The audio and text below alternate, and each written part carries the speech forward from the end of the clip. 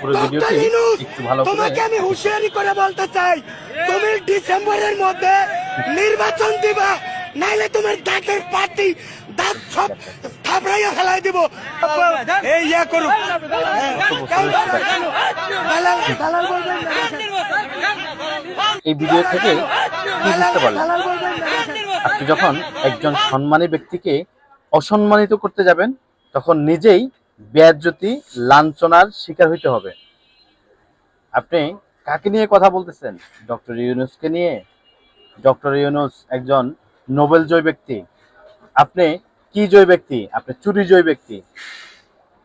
প্যাডে চুরির টাকা ঢুকে নেয় আপনাদের, সেজন্য এখন নাচানাচি করতেছেন, ডিসেম্বরে নির্বাচন চাচ্ছেন না? তোমাকে আমি হুঁশিয়ারি পাগলামি করে পাইছেন? বলতে চাই, তুমি চুরি করার আর জায়গা পান না, নির্বাচন বাংলাদেশ দিবা, ছাইয়া যায় চুরি নাইলে করে। তোমার দাঁতের পাটি এই ধরনের কখনো বক্তব্য দিবেন না। আর এই মোল্লাকে আপনার যেখানে পাবেন একটা করে জুতা পিটা করবেন, যেন কখনো আর ডক্টর ইউনূসকে নিয়ে আর একটা কুৎসিত কথা না বলতে পারে।